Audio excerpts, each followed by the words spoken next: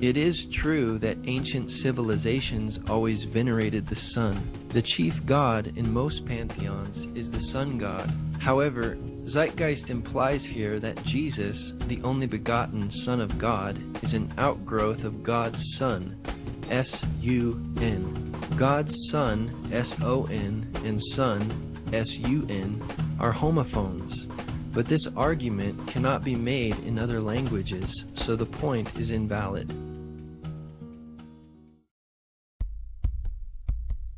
They bring up Horus. This is a far too simplistic representation of the myths surrounding Horus. In reality, there are many versions. There were originally several different gods known by the name Horus.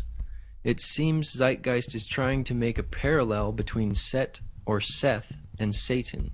Besides both of these figures being evil and starting with the letter S in English, there is no parallel. The birth on December 25th can be immediately dismissed as irrelevant because nowhere in the Bible do we find any reference to the birth of Jesus being on December 25th. Nor do we find the birth of Horus on December 25th, but in the month of Koiak, or July 15th. Obviously, Jesus was not born in December, or any time in the winter for that matter, because we read in the Gospel of Luke, chapter 2, verses 7 and 8, that there were shepherds watching over their flocks at night. Jesus was most likely born in late spring or early autumn, as most scholars would agree. This date of December 25th was chosen about 300 years after the origins of Christianity in AD 354 by Roman Bishop Liberius of the Roman Catholic Church, based upon pagan thought and coinciding with the pagan sun god worship observance of the winter solstice and the Roman traditions of Saturnalia, rather than on biblical truth. This is why many Christians do not celebrate Christmas, because it is irrelevant to the Bible and rooted in pagan practice. Regarding Isis being known as Isis Mary, there is no scholarly information to substantiate this claim. There is also no evidence that Isis was a virgin in the myth. Translated from the Hymn of Osiris, the myth distinctly says Isis drew from him his essence. Various Egyptian scholars state very clearly that Isis was not a virgin when she gave birth to Horus, as Mary was when she gave birth to Jesus. For example, Richard Wilkinson, author of Complete Gods and Goddesses of Ancient Egypt, states, "Through her magic, Isis became pregnant by him, eventually giving birth to their child, Horus." As for the star in the east claim, there is no such myth in the story of Horus. There is no evidence in Egyptian astrotheology that they assigned the alignment of Sirius, the star in the east, to signify the birth of Horus. Neither is there any mention of any kings of any number. Even if Zeitgeist was right about this claim, it is irrelevant, because the Bible does not number the men that came to Jesus' birth, nor were they kings. They were magi, or wise men. Horus becoming a teacher at age 12 is nowhere to be found in the accounts of Horus. There is a form known as Horus the Child, but he wasn't a prodigal teacher. He was kept hidden away in the papyrus marshes by his mother until he was ready to be ruler of Egypt.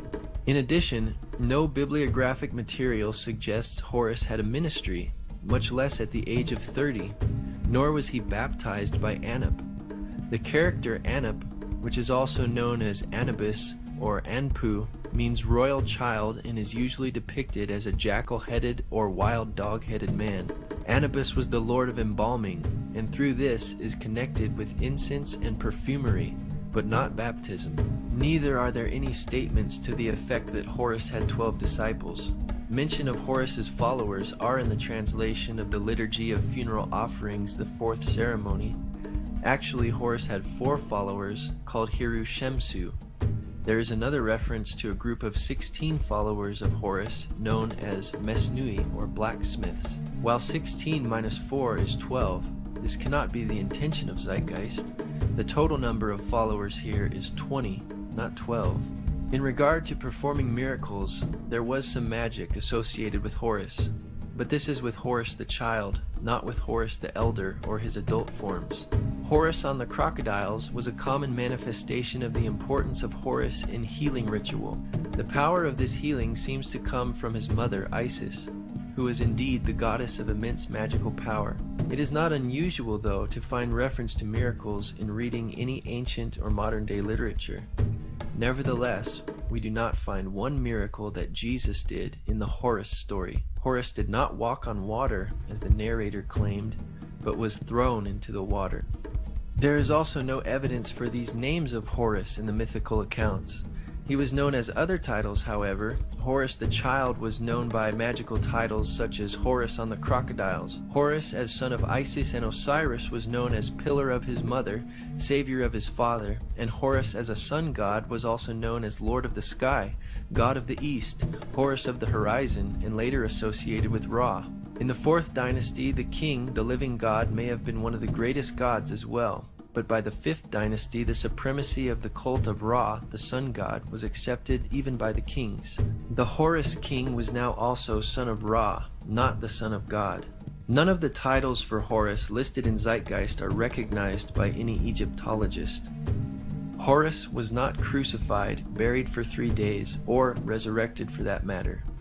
In some versions, Horus had one or both of his eyes injured, but he was not killed, and it was his father Osiris who was killed, dismembered, reconstituted, and revived by Isis, his magical mother. Furthermore, death by crucifixion was not invented until long after the origins of the myths of Horus. From the earliest times, the god was depicted as a bird or falcon whose eyes are the sun and the moon, and whose breath is the cooling north wind manifested in different birds and species. Does this look like Jesus? Again, there is no primary Egyptian records prior to the New Testament to support the resemblances of Jesus and Horus. Next is Attis. Concerning the virgin birth claim, the Olympian gods, or Zeus, cut off the male organ and cast it away. There grew up from it an almond tree, and when its fruit was ripe, Nana picked an almond and laid it in her bosom. The almond disappeared and she became pregnant. Nana abandoned the baby Attis. This is hardly a parallel to the biblical claim, but a desperate exaggeration. Again, December 25th is irrelevant. After Attis was tended by a he-goat, Attis fell in love and was not crucified, but castrated himself under a pine tree, which in no sense can be seen as death by crucifixion on a tree or a cross. Then Cybele restored Attis to life. Many critics refer to this as the resurrection of Attis, though there is no mention of a tomb or a 3-day period. Additionally, apologetics author Charlie Campbell states, the alleged resurrection of Attis isn't even mentioned until after 150 AD, long after the time of Jesus. Furthermore, Dr. Walter Burkert, a Greek religion scholar and author, stated, there is no evidence for a resurrected Attis. Even Osiris remains with the dead. As the Princeton theologian J. Gresham Machen points out, the myth contains no account of a resurrection. All that Cybele, the great mother goddess, is able to obtain is that the body of Attis should be preserved, that his hair should continue to grow, and that his little finger should move. Dr. Ronald Nash adds, it was only during the later Roman celebration, after AD 300, of the spring festival that anything remotely connected with a resurrection appears. Concerning Krishna, in Joseph Campbell's book Occidental Mythology, page 342, he stated, Krishna, whose terrible uncle Kansa was the tyrant king, the Savior's mother Devaki was of royal lineage, the tyrant's niece, and at the time when she was married, the wicked monarch heard a voice mysteriously, which let him know that her 8th child would be his slayer. He therefore confined both her and her husband in a closely guarded prison where he murdered their first 6 infants as they came. According to this story, the mother Devaki had 7 children before Krishna was born. This would not make Devaki a virgin.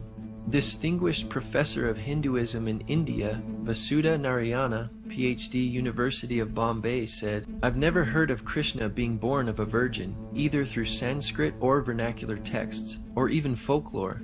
And born on December 25th, wow. The text says explicitly he was born on the 8th day of the waning moon in the month that now comes between approximately August 15th and September 14th. I can't imagine why people would sit back and cook up all these conspiracies. The only mention of stars in Krishna's birth within Hindu literature is in the Bhagavata Purana, chapter 10, 3, 1-5.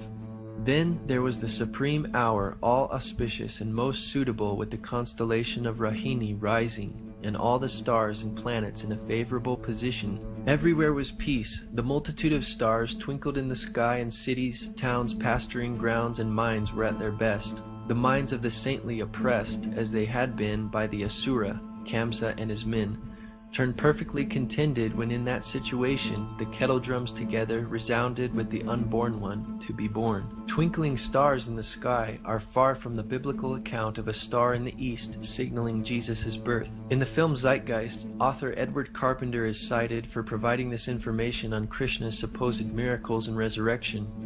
Carpenter, in his book Pagan and Christian Creeds, stated, "To go into the parallelism of the careers of Krishna, the Indian sun god, and Jesus would take too long, because indeed the correspondence is so extraordinarily elaborate." He then cites Robertson's Christianity and Mythology as a reference.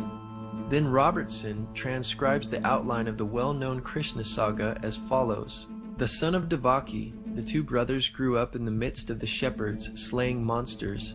Arrived at adolescence, the two brothers put to death Kamsa, and Krishna became king. He continued to clear the land of monsters. After having been present at the death of his brother, he himself perished, wounded in the heel by the arrow of a hunter.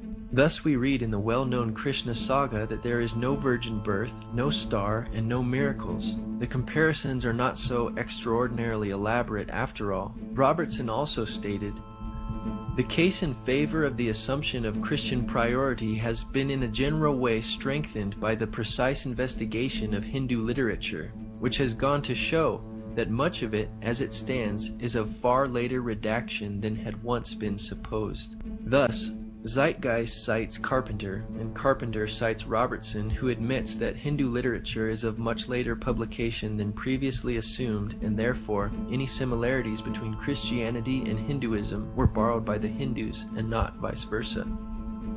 In the long Indian epic poem, the Mahabharata, Book 16, there is an account of the death of Krishna. It reads, "Having restrained all his senses, speech, and mind, Krishna laid himself down in high yoga. A fierce hunter of the name of Jara then came there, desirous of a deer. The hunter, mistaking Krishna for a deer, pierced him at the heel with a shaft and quickly came to the spot for capturing his prey. Coming up, Jara beheld a man dressed in yellow robes, wrapped in yoga, and endued with many arms. Regarding himself an offender, and filled with fear, he touched the feet of Krishna. The high-souled one comforted him and then ascended upwards, filling the entire welkin with splendor. Krishna died and ascended, but there is still no resurrection, as claims Zeitgeist. It's hard to imagine how this blue Indian man could be mistaken for Jesus, or a deer for that matter. The only similarity we have here is an ascension, which is not even mentioned in Zeitgeist. Even if you do want to take Zeitgeist's premise that the ascension account might have been borrowed, then who borrowed from who?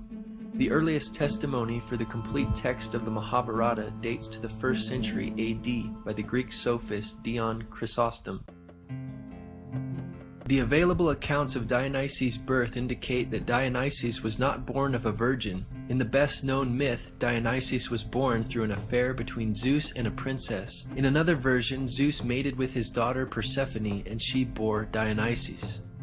Dr. Edwin Yamauchi, professor of history at Miami University, confirms, there is no evidence of a virgin birth for Dionysus. As the story goes, Zeus, disguised as a human, fell in love with the princess Semele, the daughter of Cadmus, and she became pregnant. Also, not only is December 25th irrelevant to Jesus' birth, there is also no reference to Dionysus being born on December 25th in any scholarly literature. Even some of Zeitgeist's sources, Timothy Freke and Peter Gandy, note that Dionysus' birth was celebrated on January 6th by some in Alexandria, which makes it of no relevance for copycat claims. Indeed, Dionysus was a traveling teacher. At any rate, this is a vague similarity that could be found in most ancient and modern literature concerning any figure with a message to share with others. But there are differences as well.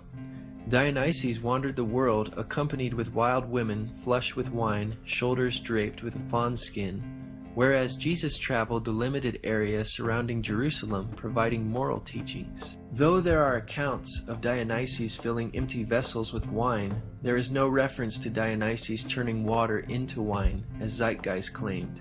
And it is not surprising that Dionysus performed miracles involving wine, since he was the god of wine. One historical study explains, The ancient literature says that there was a spring with clear, sparkling, wine-colored water, very pleasant-tasting water in which the newly born Dionysus was bathed. Also, a spring in the temple flowed with wine. At Elis, the priests of Dionysus placed 3 large empty cauldrons in a sealed room to find them filled with wine when they returned the next day. However, from these references it is obvious that there are significant differences between the Dionysus legend and the story in John 2. The spring flowed with water, and the one at Andros flowed with wine, not wine that had once been water. And the empty cauldrons in the Elis temple were filled with wine rather than water subsequently changed into wine. Key elements in John's story. These differences have convinced most scholars that John or his tradition is not dependent on the Dionysus legend for this story. Research professor Dr. Donald A. Carson wrote, "Older attempts to interpret this sign as a Christianized version of the Dionysus myth or of related stories have largely been abandoned in the light of evidence that the alleged parallels are wholly inadequate." Zeitgeist's source for these titles of Dionysus, Acharya S., only says he was considered the only begotten Son, Alpha and Omega, etc., not that he actually was known by these titles. She has absolutely no source for the title King of Kings, which is a generic term in the first place, and secondly does not even suit Dionysus, since Zeus was the head god according to mythology. Nor does the title Only Begotten Son suit Dionysus, since Zeus had several offspring including Athena, Apollo, Artemis, Hermes, Persephone, Dionysus, Perseus, Heracles, Helen, Minos, and Muses. James Frazer, author of The Golden Bough, is cited in Zeitgeist for this claim of the resurrection. With such an array of options, it may be no surprise that at least one variation bears a superficial resemblance to what happened to Jesus. Still, this vague description does not match with the Jewish concept of resurrection. You're going to have to give me a date for the earliest inscription, because Dionysus, I don't know anybody who thinks Dionysus is pre-Christian, not the resurrection portion. Okay, well, all I can tell you is that the myth is that he is torn apart by the Titans, eaten, and he is raised from the dead. But what is the date? I don't know the date of the, as I said, of the original, as far as any writings we have.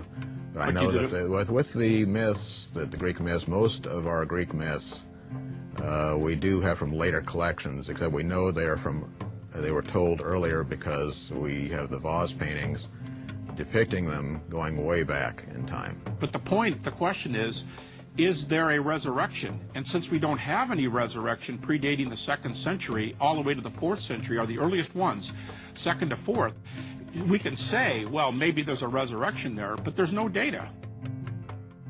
Even Tim Callahan, the skeptic you just saw defending Dionysus, admits there is no crucifixion.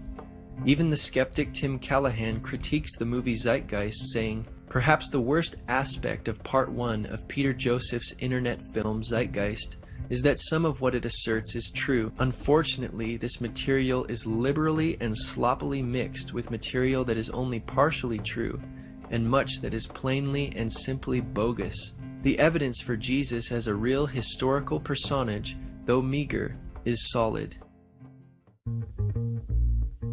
Mithra is the only one of these pagan gods mentioned that could have conceivably come in contact with Christianity. As the late Dr. Ronald Nash puts it, Mithra was supposedly born when he emerged from a rock. Unless this rock was a virgin, there is no virgin birth for Mithra. For the last time, December 25th is irrelevant to origins. The claim of Mithra having 12 disciples comes from Zeitgeist sources, Acharya S., Timothy Freak, and Peter Gandy, yet there is no documentation for this claim in their books. Acharya S., Timothy Freak, and Peter Gandy now acknowledge that they got this idea of 12 disciples from a scene where Mithra is framed by 2 vertical rows of 6 pictures of what seems to be human figures and Mithra in the middle. The reliefs come from the 2nd century AD. Even if these reliefs were dated prior to Christianity, the Iranian Mithras had a single companion, and the Roman Mithra had 2 helpers, which were tiny torch-bearing likenesses of Mithra himself. Mithra also had a number of animal companions, a snake, a dog, a lion, a scorpion, but not 12 of them. Mithra did perform a number of actions rather typical for any deity worldwide, true or false, and in both his Iranian and Roman incarnations. It must be remembered, however, that some general similarities would normally apply to any religious leader. However, these are not objects that require some theory of dependence. Besides, the mysteries were not practiced until the 1st century AD, and Mithraism reached the height of its popularity around the 3rd and 4th centuries, when it was particularly popular among the soldiers of the Roman Empire. But that rules out the possibility of influence on Christianity. In his book, Image and Value in the Greco-Roman World, Richard Gordon writes that there is no death of Mithras, and thus there is no resurrection of Mithra, nor is there a 3-day burial. Zeitgeist sources Freakin' Gandhi claim that the Mithraic initiates enacted a similar resurrection scene, but their only reference is post-Christian Tertullian's Prescription Against Heretics, chapter 40, which is also quoted in the Zeitgeist Addendum. In context, this in no way proves Zeitgeist's point, because Tertullian was explaining how Mithraic practices, which were introduced into Roman culture after Christianity, copied Christianity. Mithraic practices were not even in existence in the 1st century when Christianity began, but they were beginning to emerge in Tertullian's time and apparently copying Christian and Jewish beliefs. The complete passage reads, "The devil, of course, to whom pertain these wiles which pervert the truth, and who by the mystic rites of his idols vies even with the essential portions of the sacraments of God, he too baptizes some. That is, his own believers and faithful followers he promises the putting away of sins by a layer of his own. And, if my memory still serves me, Mithra there, in the kingdom of Satan, sets his mark on the foreheads of his soldiers, celebrates also the oblation of bread, and introduces an image of a resurrection. Therefore, in the very source cited by Zeitgeist and Freakin' Gandhi, Mithra celebrates and introduces an image of a resurrection, which can hardly be seen as a resurrection of Mithra, or for Mithraic initiates. Additionally, Tertullian's writing is significantly after the New Testament times. Dr. Ronald Nash affirms, "No claim can be made that Mithras was a dying and rising god. The tide of scholarly opinion has turned dramatically against attempts to make early Christianity dependent on the so-called dying and rising gods of Hellenistic paganism. Any unbiased examination of the evidence shows that such claims must be rejected. Sunday worship only appears in Roman Mithraism, and Acharya S. is apparently assuming that what held true for Roman Mithraism also held true for the Iranian Mithraism, but there is no evidence for this idea. It is therefore unlikely that borrowing occurred, but if there was borrowing, it was the other way around. Though the Bible teaches that Jesus rose from the dead on Sunday, and early Christians considered this the Lord's Day, they not only worshipped him on this day of the week, but every other day as well, as we read in Acts chapter 2, 46 and 47. And the Jews, such as Jesus, worshipped on the Sabbath, or Saturday. In the early 4th century, it was Constantine of the Roman Catholic Church who paganized the meaning of Sunday. His Sunday law of March 7th, AD 321 read, "On the venerable day of the sun, let the magistrates and people residing in the cities rest, and let all workshops be closed." Mithraism could not have influenced the gospel writers because it was not even known to the Roman world at the time of early Christianity.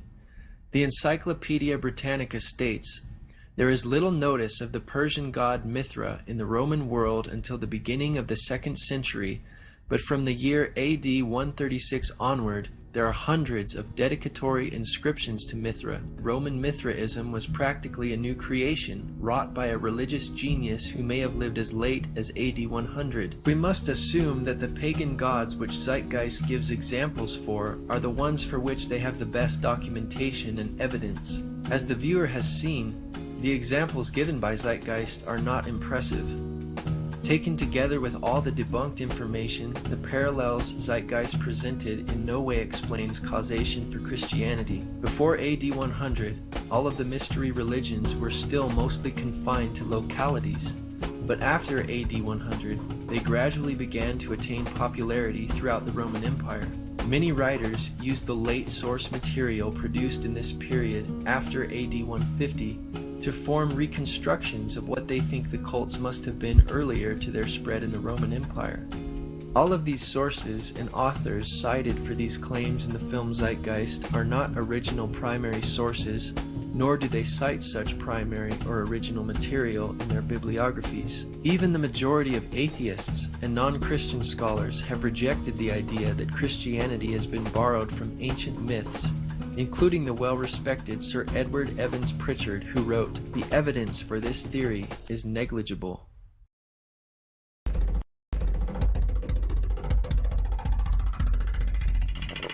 First of all, the birth sequence is completely astrological. The star in the east is Sirius, the brightest star in the night sky, which, on December 24th, aligns with the three brightest stars in Orion's belt. These three bright stars in Orion's belt are called today what they were called in ancient times, the Three Kings. And the Three Kings and the brightest star, Sirius, all point to the place of the sunrise on December 25th. This is why the Three Kings follow the star in the east, in order to locate the sunrise, the birth of the sun. Once again, even if you were to label the three stars in Orion's belt the Three Kings, it would be irrelevant to the Bible, as is December 25th irrelevant. Though the Magi, not kings, presented three gifts, nowhere do the Bible writers make an issue of there being three of them in number. Apparently, it was insignificant to the Gospel writers, and so it is to us as well. This entire astrological premise is problematic. Not only does Sirius align with the three stars in Orion's belt 365 days a year, and not only in December, but they are more or less aligned to the sun for almost all of the winter months. There is nothing at all special about December 25th. In fact, it is by December 25th that Orion is almost totally below the horizon. It would be much more accurate of Zeitgeist if this event was said to happen a month or so earlier. The Virgin Mary is the constellation Virgo, also known as Virgo the Virgin. Virgo in Latin means virgin. Virgo is also referred to as the house of bread, and the representation of Virgo is a virgin holding a sheaf of wheat. This house of bread and its symbol of wheat represents August and September, the time of harvest. In turn, Bethlehem in fact literally translates to house of bread. Bethlehem is thus a reference to the constellation Virgo, a place in the sky, not on earth. Bethlehem indeed means house of bread. Nevertheless, there is no basis for concluding that Bethlehem was a fictitious place which was fabricated based upon the constellation Virgo in the sky. The existence of Bethlehem is attested by biblical and extra-biblical sources. First, Old Testament authors prior to the 1st century mention Bethlehem. Also, the Jewish historian Josephus mentions Bethlehem as the location where King David was anointed to be future king of Israel. J.B. Hennessy reports of the archaeological evidence demonstrating that Bethlehem was inhabited during the Iron Age in the 1st century. He recorded, "Perhaps most important has been the isolation in 1969 of the Iron Age tell. The limits of the Iron Age occupation, while not entirely clear, appear to be on the flat surface of the slopes immediately beneath the basilica and to the east. The work was carried out by Israel Archaeological Society. Bethlehem appears to have been a major area of occupation from the Paleolithic period." Former astrologer and author of Spellbound, The Paranormal Seduction of Today's Kids, Marcia Montenegro wrote, "You can't just make a story out of names like Virgo, Leo, Taurus, etc. And why doesn't the story begin with Aries? If it did, then Leo comes before Virgo. Yet Leo is supposedly Jesus, the Lion of Judah. It seems it would come after Virgo, not before, in a story." There's another very interesting phenomenon that occurs around December 25th, or the winter solstice. From the summer solstice to the winter solstice, the days become shorter and colder. And from the perspective of the northern hemisphere, the sun appears to move south and get smaller and more scarce. The shortening of the days and the expiration of the crops when approaching the winter solstice symbolize the process of death to the ancients. It was the death of the sun. And by December 22nd, the sun's demise was fully realized, for the sun, having moved south continually for 6 months, makes it to its lowest point in the sky. Here a curious thing occurs. The sun stops moving south, at least perceivably, for 3 days. And during this 3-day pause, the sun resides in the vicinity of the Southern Cross, or Crux, constellation. And after this time, on December 25th, the sun moves 1 degree, this time north, foreshadowing longer days, warmth, and spring. Anybody with a simple astrology program can confirm for themselves that during the lifetime of Jesus, or in any other time for that matter, that when the sun rises, it is nowhere near the Southern Cross. The idea that the sun rises in the Southern Cross constellation is ridiculous. Dr. Noel Swerdlow is professor of astronomy and astrophysics at the University of Chicago. He also specialized in the study of the practice of astronomy in antiquity through the 17th century. He states, that crux, the Southern Cross, was not recognized as a separate constellation in antiquity because, as seen from the Mediterranean, it is low on the southern horizon and is surrounded on 3 sides by the stars of Centaurus, which is a large prominent constellation, and the 4 bright stars of crux are included as stars of Centaurus in Ptolemy's star catalog. It is only when you go farther to the south, so that the crux is higher in the southern sky, that it becomes prominent as a group of stars by itself, so its recognition had to wait until the southern voyages of the 16th century. Thus, the Southern Cross was not even discovered or recognized until the 16th century, long after the first century writers of the New Testament. And thus it was said, the Son died on the cross, was dead for 3 days, only to be resurrected or born again. Christians have never said anything like this, that the Son, S-U-N, died on the cross. Maybe Peter Joseph wants us to think ancient religions said this, but they did not either, and there is likewise no reference or source for such a saying. Now, probably the most obvious of all the astrological symbolism around Jesus regards the 12 disciples. They are simply the 12 constellations of the zodiac, which Jesus, being the Son, travels about with. The source for this claim is author and skeptic Acharya S., who alleges the Son's followers or disciples are the 12 signs of the zodiac through which the Son must pass. But Jesus did not pass through his 12 disciples in any fashion similar to the zodiac. If the Bible was based off the zodiac, we would expect to see the similar movement of Jesus through the disciples. Furthermore, the 12 disciples were most certainly assigned by Jesus because of the 12 tribes of Israel, which Zeitgeist also alleges is symbolic of the zodiac. But the book of Genesis was written approximately in 1000 BC and contains the story of the 12 tribes of Israel, which would have occurred even earlier. The division into the 12 zodiacal signs did not occur until the Babylonians made the divisions in the 5th century BC. Therefore, reading astrology into the 12 tribes upon which the apostles of Jesus were based is impossible, because the 12 tribes existed long before the division of the 12 signs of the zodiac. Astronomer J. Pasakoff confirms, the Babylonians divided the zodiac into 12 constellations in the 5th century BC. So the only evidence that remains for this claim is the number 12. If we want to accept their allegations on this, however, we also need to accept that Dunkin' Donuts is owned by an astrologer, since you get a discount when you buy a dozen donuts. Grocery stores are also owned by astrologers, since they sell you eggs by the dozen. Even our legal system must be influenced by astrology, since there are 12 jurors. Unlike fictitious myths and legends associated with astrology, we have much historical evidence that the 12 apostles were indeed real historical people.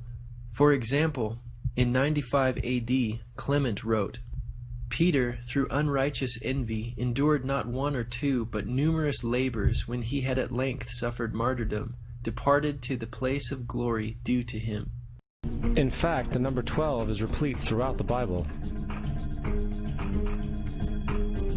First of all, Zeitgeist stacks this list of 12s by repetitions to make it look more impressive than it actually is. The 12 tribes of Israel, 12 sons of Jacob, and 12 great patriarchs are all the same 12. There is no difference. There are 12 judges of Israel if one was to count, but the Bible never makes any issue or significance out of it. There are actually 17 Old Testament prophets, not 12. Zeitgeist missed this figure by 5. One can only wonder where they got the idea of there being 12 kings of Israel. If referring to the northern kingdom of Israel, there were 19 kings, and there were also 19 kings in the southern kingdom plus one queen. This is not including the 3 kings of Israel before the kingdom was divided. If you add these numbers together, you do not get 12. If you subtract, multiply, or divide these numbers, you cannot get 12. And no mention or reference is made in the Bible to 12 princes. If the king's sons are in view here, then Zeitgeist is way off, for many of the 41 kings had numerous sons, like King Ahab, for example, had 70 sons. Coming back to the cross of the zodiac, the figurative life of the sun, this was not just an artistic expression or tool to track the sun's movement. It was also a pagan spiritual symbol, the shorthand of which looked like this. This is not a symbol of Christianity. It is a pagan adaptation of the cross of the zodiac. What Zeitgeist refers to as the cross of the zodiac is actually the wheel of the zodiac, which has no relationship to a Roman crucifixion, the way in which Jesus was killed. To extrapolate 2 perpendicular lines from the zodiac wheel and conclude that Romans used this as their motivation to crucify criminals is preposterous. It was not until Christianity became paganized by Roman Catholicism that the cross image came to be thought of as a Christian symbol.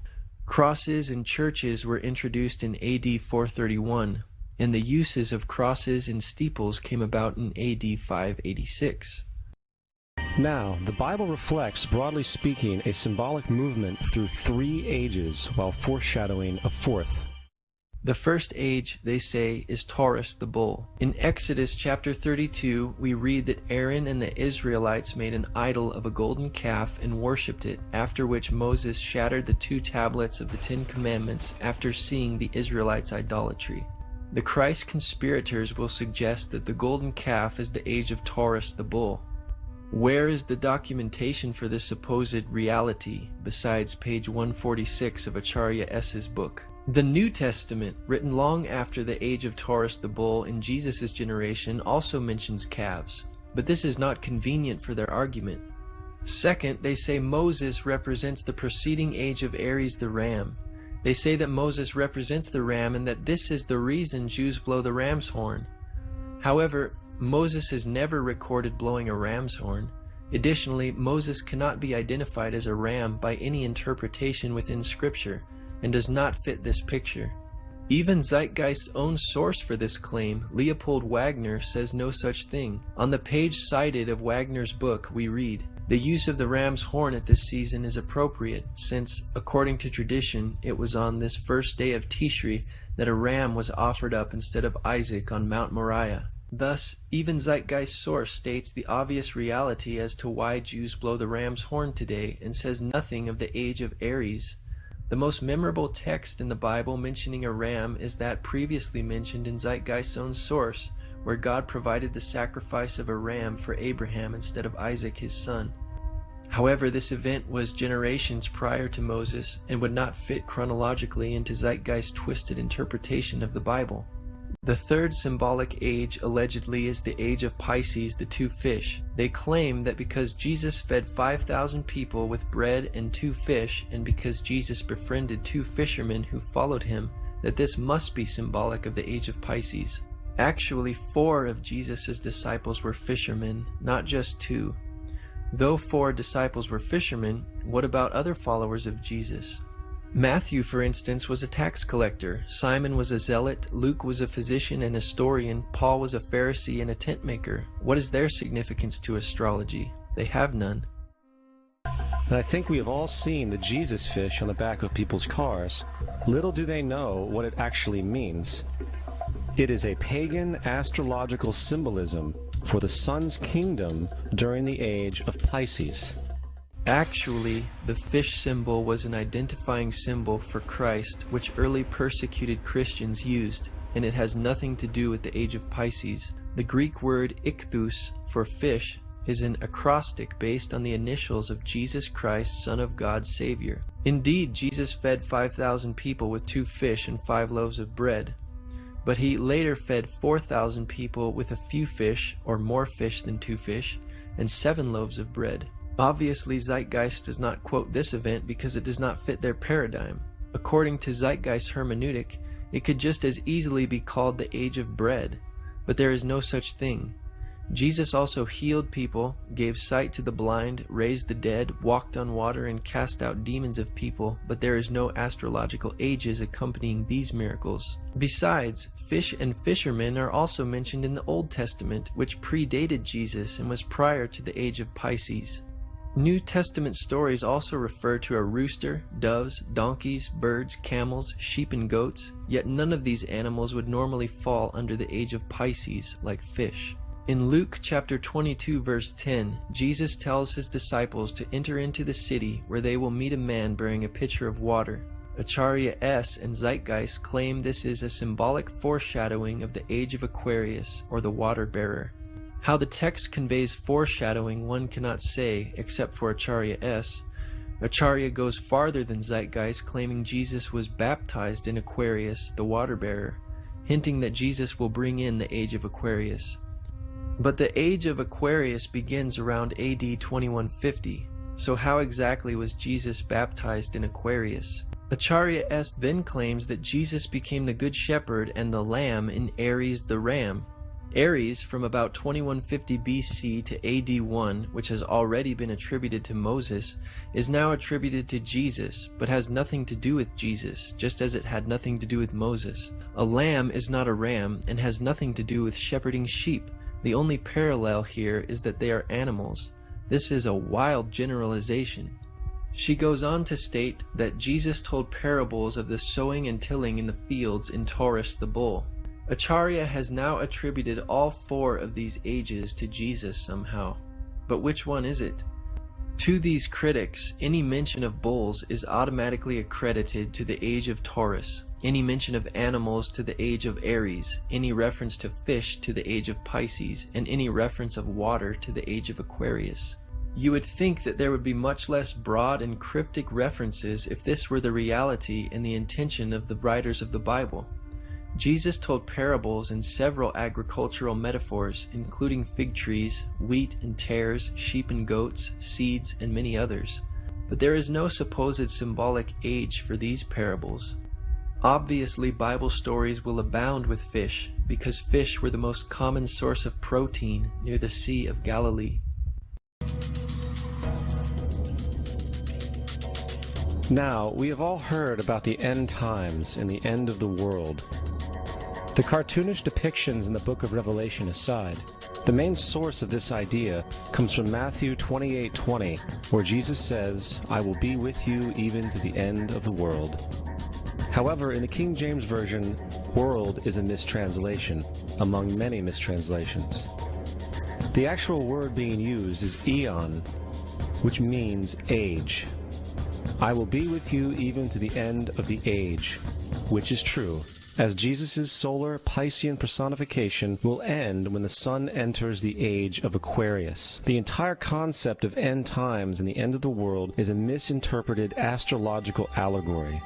Let's tell that to the approximately 100 million people in America who believe the end of the world is coming.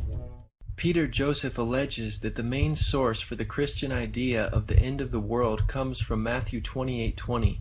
But this passage has nothing to do with Christian views of the end of the world. Rather, a complete thematic treatment of the passages concerning the end of the world make up most Christian views, which, for the most part, agree that Jesus will return as a thief in the night in flaming fire, taking vengeance on those that don't know God, and the earth will be burned up. Indeed, the word world in the King James Bible is translated to aeon in the Greek, or age. This word means forever, an unbroken age, perpetuity of time or eternity. Jesus was not referring to any astrological age like Aquarius or Pisces. He was referring to the end of the world or the end of the times as we know it. The Greek word aeon was used again by Jesus in reference to the end of the world when he said, "The harvest is the end of the world," or aeon, and the reapers are the angels. In Luke chapter 1 verse 70, Jesus refers to God's holy prophets which have been since the world or aeon began. God's prophets, such as Moses, did not live in the astrological age of Pisces as Jesus, yet Jesus includes them in this passage. It is obvious Jesus is not referring to an astrological age here. Paul stated in Romans 12:2, "Do not be conformed to this world or aeon, but be transformed by the renewing of your mind." Again, he is referring to time since the world began until it ends. The Bible also says, "The world or aeon passes away, and the lust thereof, but he that does the will of God abides forever." The amount of time it takes for the procession to go through all 12 signs is roughly 25,765 years. This is also called the Great Year, and ancient societies were very aware of this.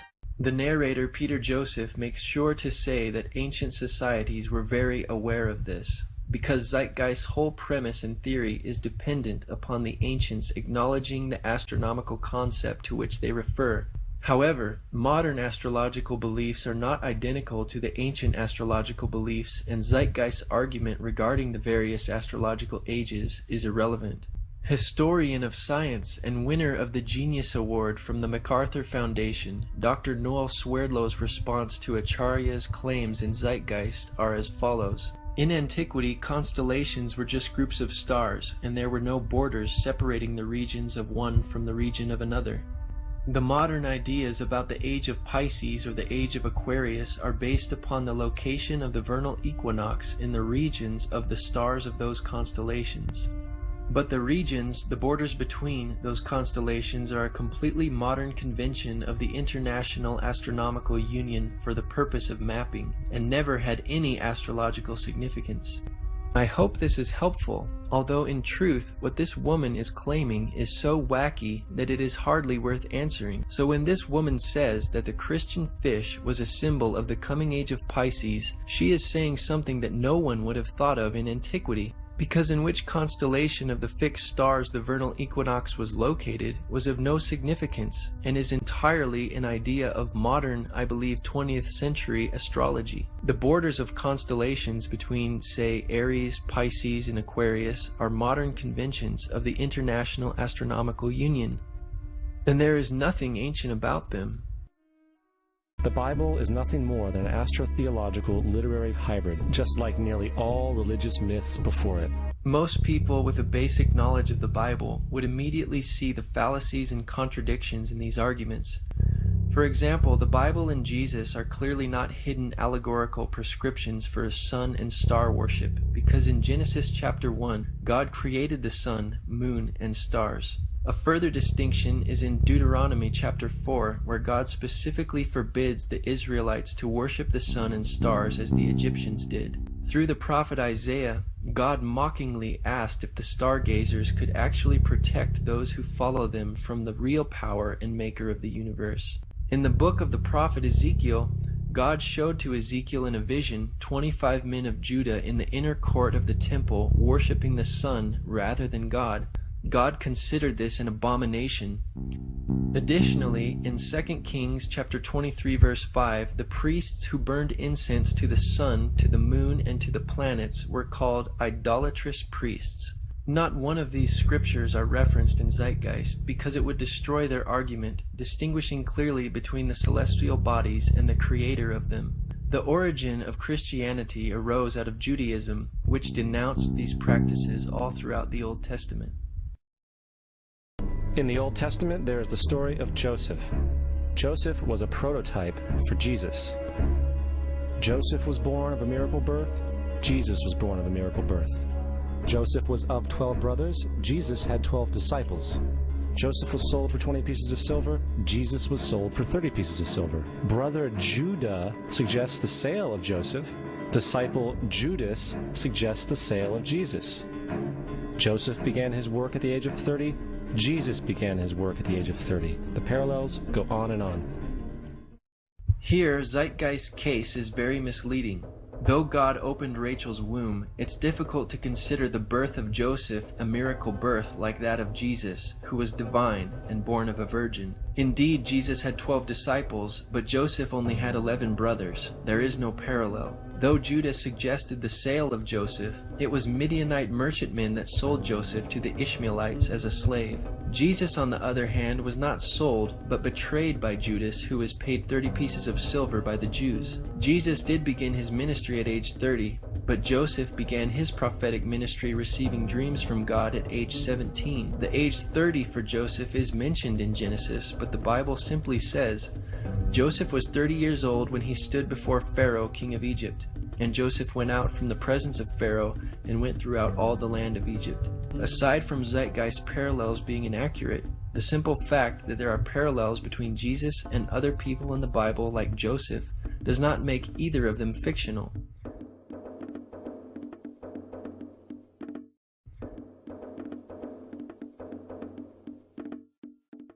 Inscribed about 3,500 years ago on the walls at the Temple of Luxor in Egypt are images of the Annunciation, the miracle conception, the birth, and the adoration of Horus. The images begin with Thoth announcing to the Virgin Isis that she will conceive Horus, then Neph, the Holy Ghost, impregnating the Virgin, and then the virgin birth and the adoration. This is exactly the story of Jesus' miracle conception. This is taken directly out of the pages of The Christ Conspiracy by Acharya S. However, Richard C. Carrier responded, "Since I am an atheist, and since I have formal experience in ancient history, the following should hold some authority with skeptics.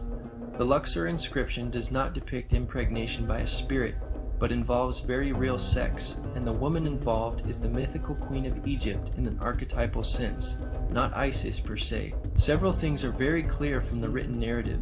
The adoration scene only involves important state officials, not kings or magi. Understanding their background and cultural and historical context is helpful and necessary, but it doesn't lead to any plagiaristic scandal of the sort Acharya S. wants there to be." In regard to the inscription and Zeitgeist interpretation, researcher Keith Thompson contacted John Baines, professor of Egyptology at Oxford University, who stated, "The reliefs you mentioned show the conception and birth of the future king after the creator god.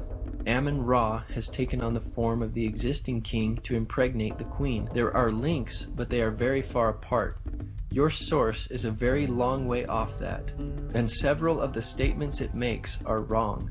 Dr. Janet Johnson, professor of Egyptology at the University of Chicago, stated, "The scene showing the god Amun visiting the queen mother to impregnate her with the future ruler, in this case Queen Hatshepsut, a Christian interpretation just doesn't work." When contacted about the film Zeitgeist, Victor Blunden of Universities of Manchester and Liverpool and of Ancient Egypt magazine said, "I have heard mention of this film before, and though I haven't seen it myself, I understand that it contains many misinterpretations and distortions of the actual Egyptian textual and relief material to get its message across. Egyptian kings were believed to be semi-divine beings, the son of an Egyptian god by a human mother. Thus the relief refers to the king Amenophis III and not to Horus, though kings could sometimes be said to be the incarnation of the gods, due to another Egyptian myth. This is where the confusion may have come in. The reliefs actually refer to the conception of the king, showing he was born of a human mother, the queen of Egypt, by the god Amun. It was not seen as an immaculate conception, as the queen was impregnated by the god Amun. This is not the Virgin Isis, but the Queen of Egypt depicted, and by this time she was not a virgin as she had sex. The second scene clearly shows a pregnant Queen Matumuya standing between the two Egyptian gods. The scene generally shows the baby infant being presented to the other Egyptian gods and finally being presented to the god Amun, who acknowledges that the child is his true son. Thus the interpretation of this scene by the film Zeitgeist appears totally wrong, as it imposes Christian values interpretations on a typical scene showing the divine conception of an Egyptian king. The god Horus is not mentioned here. Isis is not depicted as far as I can see. There are no three kings or magi bearing gifts, which is total fabrication and quite out of context in the Egyptian myth. Scholars disagree with Zeitgeist, which in this case quotes Gerald Massey as their source, a self-taught Egyptologist and practicing Druid. Zeitgeist flashes a long list of quote-unquote staggering claims faster than the viewer can even read them all. If the movie is slowed down, however, we notice that many of these claims were mentioned earlier and thoroughly refuted in the Horus section. Not only are most of these similarities wild conjectures, many of them are not even in the Bible. Actually, the list appears exactly as seen in Zeitgeist with no sources whatsoever in the appendix of Gerald Massey's book, Ancient Egypt, The Light of the World. For example, they say, the two mothers of child Horus, who were sisters, equals the two mothers of child Jesus, who were sisters. Nowhere does the Bible even allege that Jesus had two mothers. Zeitgeist and Massey claim that Joseph, Mary, and Jesus are said to be the Christian Holy Trinity, but the Bible very clearly speaks of the Father, Son, and Holy Spirit as the Holy Trinity. There is also references completely foreign to the Bible, such as a scribe named Hermas, Jesus as the bearded Sophia, Charis, the female Christ, and Jesus speaking brutally to his mother. They say there are 7 gifts of the Holy Spirit. Actually, there are more than 7 in the Bible. Then they mention the 7 doves of the Holy Spirit, which is also completely alien to the Bible. Not only are these Egyptian Christian parallels far-fetched, but many of them are not even found in the Bible. The concept of the Great Flood is ubiquitous throughout the ancient world, with over 200 cited claims in different periods and times. However, one need look no further for a pre-Christian source than the Epic of Gilgamesh, written in 2600 BC. This story talks of a great flood commanded by God, an ark with saved animals upon it, and even the release and return of a dove, all held in common with the biblical story, among many other similarities. The many similarities between the flood account in the Epic of Gilgamesh and the biblical account in Genesis point to a common source, but there are also significant differences. While Moses lived long after the flood and wrote Genesis around 1450 to 1410 BC, he was acting as the editor of much older sources. Unlike the Epic of Gilgamesh, God gave Noah specific instructions mentioning real historical landmarks in Genesis 10:19. Many cultures throughout history have repeated the concept of a great flood. In the Genesis account, God gives Noah specific dimensions for the building of the ark, and this is the fashion which thou shalt make it of. The length of the ark shall be 300 cubits, the breadth of it 50 cubits, and the height of it 30 cubits. According to David Collins, a naval architect, not even a 210-knot wind, 3 times hurricane force, could overcome this structure which God commanded Noah to build. Contrast this to the boat in the Epic of Gilgamesh, which was a huge cube. The Epic of Gilgamesh reads, 10 dozen cubits the height of each of her walls, 10 dozen cubits each edge of the square deck. I laid out the shape of her sides and joined her together. I provided her with 6 decks, dividing her thus into 7 parts. It's difficult to imagine of a more ridiculous design for a ship. When examined with greater scrutiny, the worldwide flood legends, such as the Epic of Gilgamesh, do not compare to the historical Genesis account. Far from disproving the biblical account of the flood, the parallels between the Epic of Gilgamesh and the flood account in Genesis, along with many other parallels, history, lend credibility to the fact that a massive flood occurred just as the Bible describes, and other cultures have preserved the fact that there was indeed a great flood, as the Bible says. And then there is the plagiarized story of Moses. Upon Moses' birth, it is said that he was placed in a reed basket and set adrift in a river in order to avoid infanticide. He was later rescued by a daughter of royalty and raised by her as a prince. This baby in a basket story was lifted directly from the myth of Sargon of Akkad of around 2250 BC. Sargon was born, placed in a reed basket in order to avoid infanticide, and set adrift in a river. He was in turn rescued and raised by Aki, a royal midwife. First of all, the time of Moses and his 5 books, including the book of Exodus, have been dated around 1400 BC. while the initial date range of the Sargon legend is anywhere between 2039 and 627 BC, not 2250 BC as Zeitgeist claims. Brian Lewis's The Sargon Legend, published from the American Schools of Oriental Research, said that the Sargon story lacks any obvious grammatical, lexicographical, or philological feature that would allow a precise dating. Lewis offers the suggestion that the story was written in the reign of Sargon II, a much later king who was possibly a usurper, to legitimate his own rule. In favor of a late date of the Sargon story are Neo-Assyrian orthographic forms, idiomatic expressions attested only in a later period, and the mention of cutting roads with bronze or copper picks. In any event, there is no satisfactory reason to propose borrowing or fictionalization in either direction. Moses is known as the lawgiver, the giver of the Ten Commandments, the Mosaic Law. However, the idea of a law being passed from God to a prophet up on a mountain is also a very old motif. Moses is just another lawgiver in a long line of lawgivers in mythological history. In India, Manu was the great lawgiver. In Crete, Minos ascended Mount Dicta, where Zeus gave him the sacred laws, while in Egypt there was Meses, who carried stone tablets, and upon them the laws of God were written. Acharya S. is our source that notes the similarities between Moses, Manu, Minos, and Meses. As usual, these claims cannot be supported by credible or primary sources. Acharya's source is Deceptions and Myths of the Bible by Lloyd Graham, published in 1991. This book is also a terrible reference which has no original source material. Even skeptic author Michael Lido, who originally used Graham's book, agrees. Graham's Deceptions and Myths of the Bible, I will concede, is a terrible source.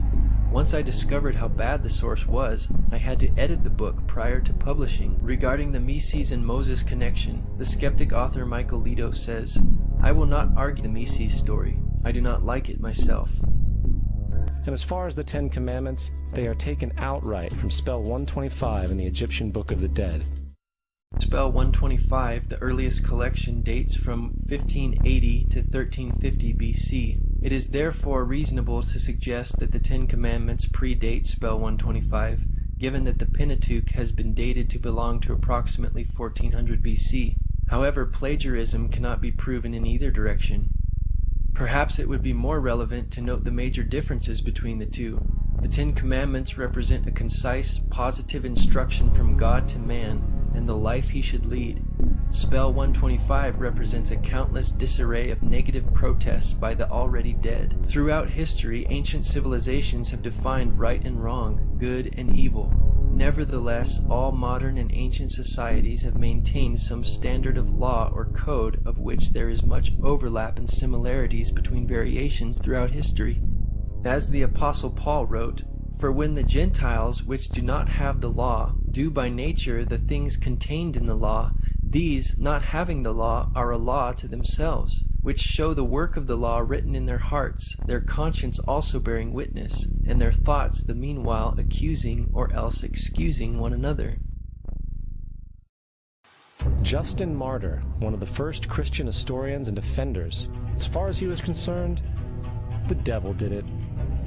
The devil had the foresight to come before Christ and create his characteristics in the pagan world. Justin Martyr, the early Christian defender, was raised in a pagan home and was familiar with Greek philosophy.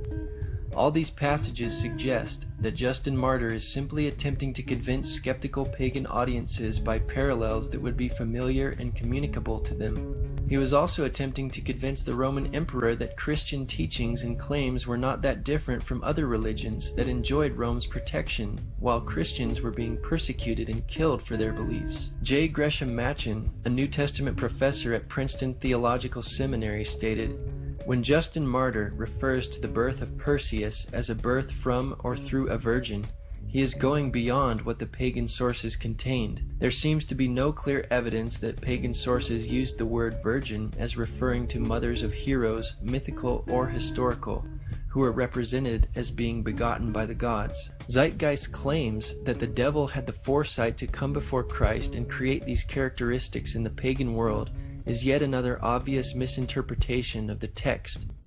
Justin Martyr wrote, From what has been already said, you can understand how the devils, in imitation of what was said by Moses, asserted that Proserpine was the daughter of Jupiter, and instigated the people to set up an image of her under the name of Korah. For as we wrote above, Moses said, "In the beginning God made the heaven and the earth was without form and unfurnished, and the Spirit of God moved upon the face of the waters." In imitation, therefore, of what is here said of the Spirit of God moving on the waters, they said that Proserpine, or Coral, was the daughter of Jupiter, and in like manner also they craftily feigned that Minerva was the daughter of Jupiter, not by sexual union, but, knowing that God conceived and made the world by the Word, they say that Minerva is the first conception, which we consider to be very absurd, bringing forward the form of the conception in a female shape. Hence, Justin did not argue that demons or the devil copied Christian beliefs beforehand, as Zeitgeist claims. Rather, they copied the older Jewish beliefs and prophecies about Jesus found in the Old Testament. In another place, Justin says, "And these things were said both among the Greeks and among all nations, where they, the demons, heard the prophets foretelling that Christ would specially be believed in, but that in hearing what was said by the prophets, they did not accurately understand it, but imitated what was said of our Christ. Like men who are in error, we will make plain." If Zeitgeist wants to cite Justin Martyr as an historical reference, it cannot be denied that Justin knew these parallels were hardly parallels at all, because he affirms that the greatest distinction of Jesus, his crucifixion, was not copied by the pagan myths, as Zeitgeist alleges. He said, "But in no instance, not even in any of those called sons of Jupiter, Zeus, did they imitate the being crucified, for it was not understood by them, all the things said of it having been put symbolically." Justin also notes that no proof is offered for the Greek gods, because they were mythical, but Jesus was a historical person. He says, "But those who hand down the myths which the poets have made, adduce no proof to the youths who learn them, and we proceed to demonstrate that they have been uttered by the influence of the wicked demons, to deceive and lead astray the human race." Furthermore, is there any non-biblical historical evidence of any person living with the name Jesus, the son of Mary, who traveled about with 12 followers, healing people and the like? There are numerous historians who lived in and around the Mediterranean, either during or soon after the assumed life of Jesus.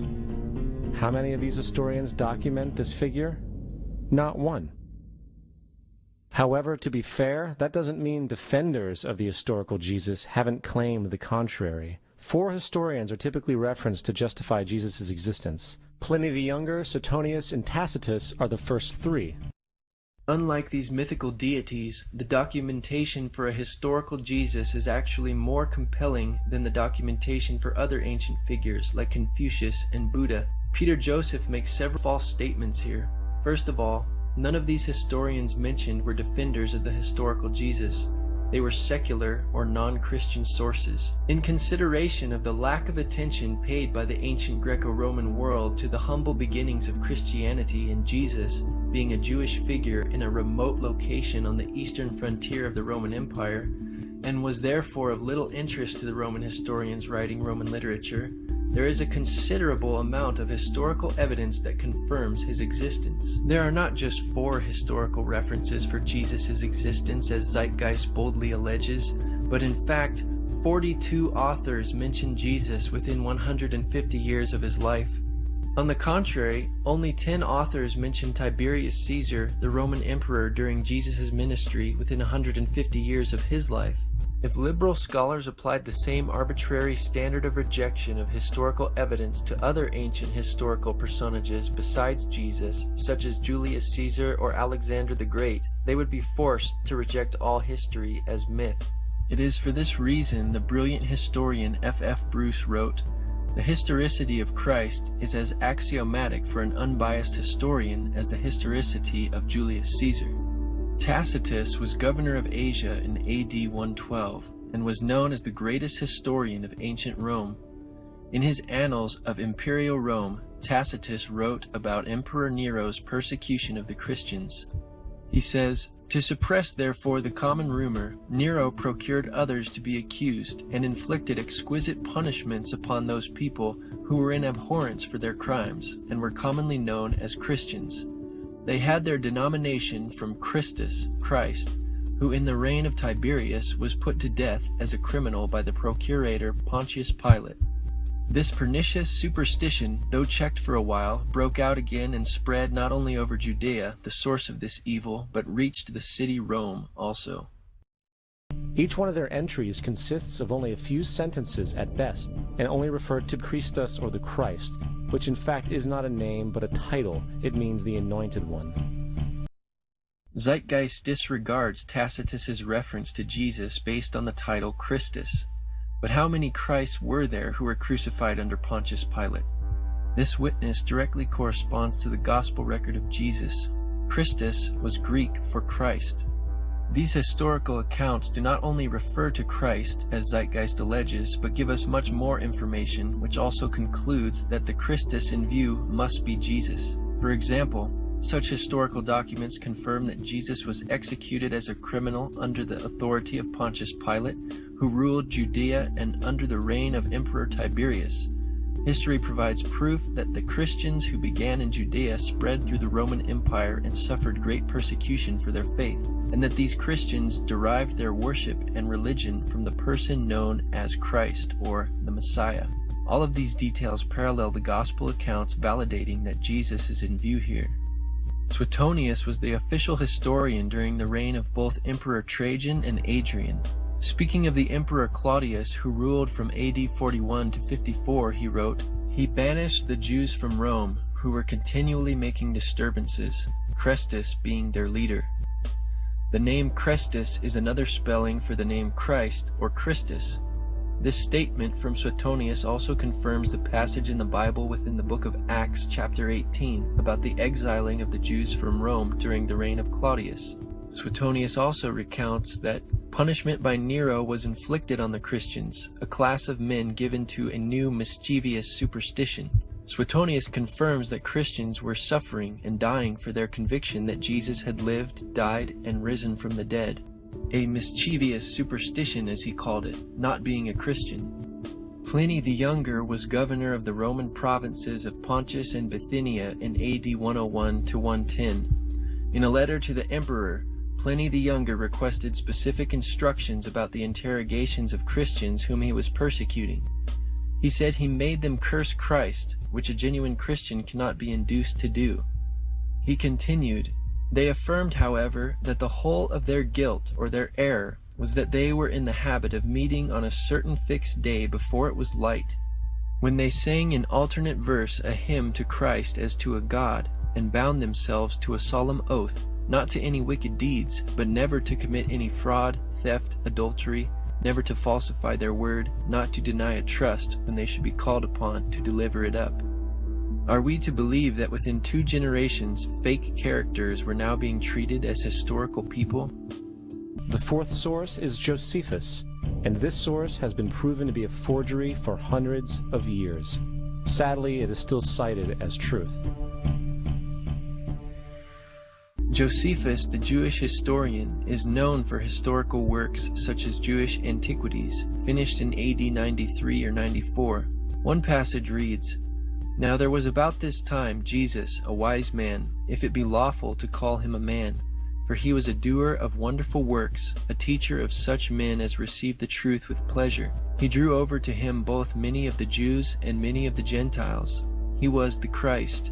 And when Pilate, at the suggestion of the principal men among us, had condemned him to the cross, those that loved him at the first did not forsake him, for he appeared to them alive again the 3rd day, as the divine prophets had foretold these and 10,000 other wonderful things concerning him. And the tribe of Christians so named from him are not extinct at this day." This is the passage that has raised heated debate among scholars because Josephus, a non-Christian Jew, makes statements about Jesus that an Orthodox Jew would not normally affirm. While some Christian additions may have been obviously foreign to the text, it still contains a great deal of historical truth that Josephus could have easily documented. In fact, the vast majority of scholars do not dismiss the account as a forgery, as Zeitgeist alleges. but believe that Josephus did mention Jesus in this passage, but later insertions were made by a Christian scribe, hence the statements about Jesus that a non-Christian like Josephus wouldn't have made. But the style of Josephus is authentic. The term wise man, for example, is typical for Josephus's writings. Zeitgeist's accusation that this text is a forgery is an exaggeration. Moreover, there is another reference to Jesus in Josephus's work that is not disputed by scholars, proving that Jesus was an historical figure.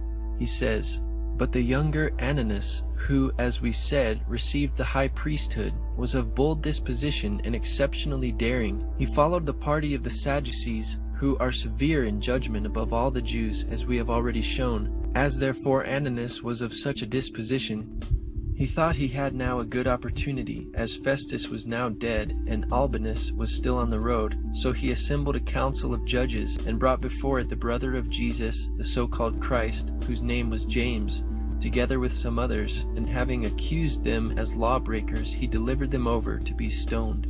So this great first-century non-biblical historian Josephus, writing just a little more than 50 years after Jesus' life and crucifixion, attests that Jesus had a brother named James and was a real historical figure.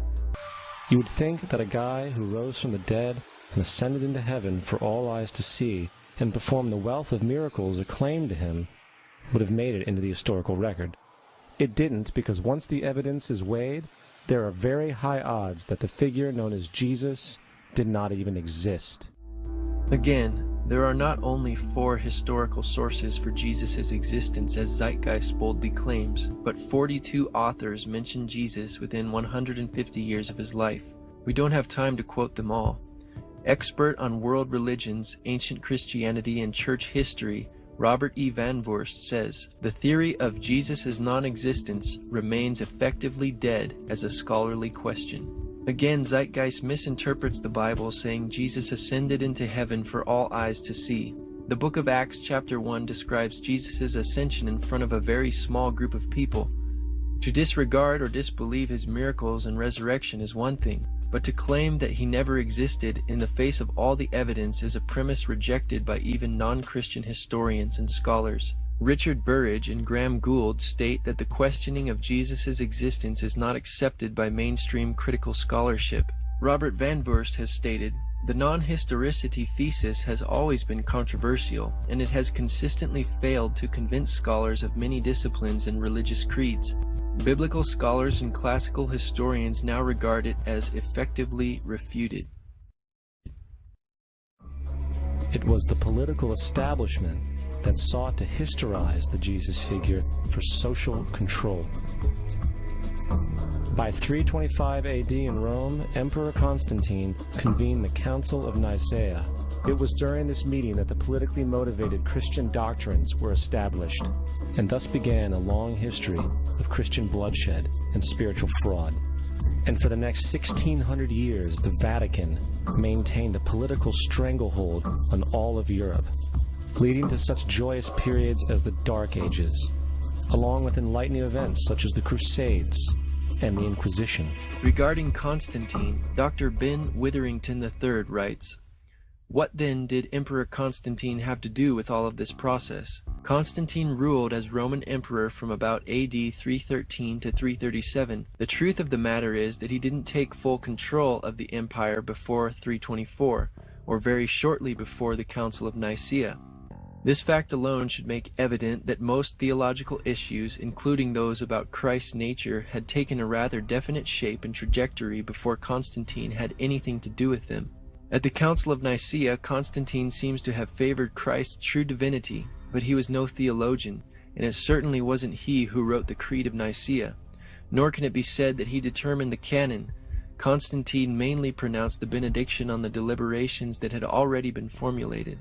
Zeitgeist is correct about the Roman Catholic Church's long history of bloodshed throughout the Dark Ages, the Crusades, and the Inquisition. However, these facts do not negate the credibility of Christianity, but rather demonstrate the sinfulness of man. Regardless of how later professing Christians behaved, Jesus taught his followers to love all people, including their enemies, and to remain peaceful with all people at all costs. Violence, bloodshed, and spiritual fraud in the name of Jesus does not come from the Bible, nor does the New Testament condone such events, but it came from the Roman Catholic Church. It was also the Roman Catholic Church that embraced pagan sun god worship. Anybody who reads the New Testament for themselves will see that violent Christians live contrary to what the Bible teaches and are therefore not followers of Jesus at all. As presented earlier, there are numerous non-biblical historians who speak of Jesus. Thus, it was not the political establishment that sought to historize Jesus. This is not to say that the Bible has not been perverted and taken out of context by the political elite for social control throughout history and even today. In the secret FEMA plan to use pastors as pacifiers in preparation for martial law, this debriefing tells pastors to help implement FEMA and Homeland Security directives. FEMA directors told pastors to preach specific passages to their congregations like Romans 13, the Bible passage often taken out of context by dictators like Hitler to hoodwink Christians into supporting him. While the Bible teaches in Romans 13 and 1 Peter 2 that God has given law enforcement officials of worldly governments the right to enforce penalties of crimes and to go to war against other nations, this is not a Christian duty. The Bible does not teach Christians blind submission to authority, but in many cases to resist the ordained powers in order to obey what God has commanded. If the state's orders are in conflict to Jesus' teachings, including murder, war, idolatry, etc., then resistance to those powers is obedience to God. Zeitgeist's argument is invalid because there are several examples of civil disobedience in the Bible. For example, Daniel chapter 3 documents a few of the Hebrews' unwillingness to compromise the commandments of God in submission to the Babylonian Empire. Exodus chapter 1 speaks of the Hebrew midwives who refused to obey the Egyptian Empire's commands to kill male babies. And Joshua chapter 2 documents the harlot Rahab who housed the Hebrew spies and hid them from the authorities. The book of Acts is full of examples of how the apostles of the early Christian church disobeyed the Jewish authorities in order to preach the gospel. Peter taught to obey God rather than men.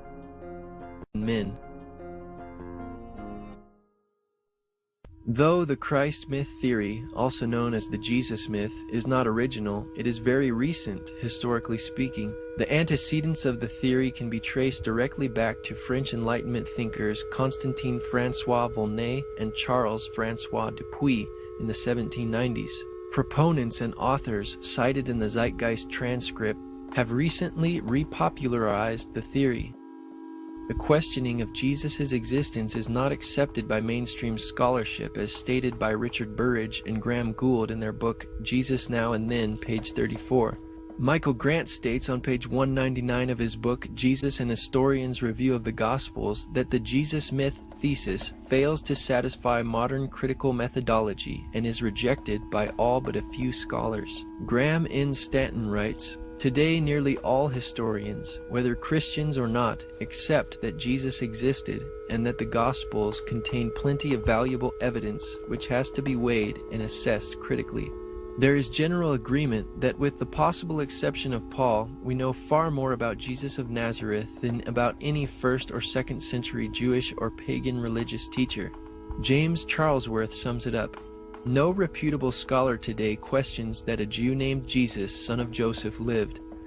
Most readily admit that we know a considerable amount about his actions and basic teachings." Jonathan Z. Smith, who contributed to the entry Dying and Rising Gods for the Encyclopedia of Religion, said, "The category of dying and rising gods, once a major topic of scholarly investigation, must now be understood to have been largely a misnomer based on imaginative reconstructions and exceedingly late or highly ambiguous texts.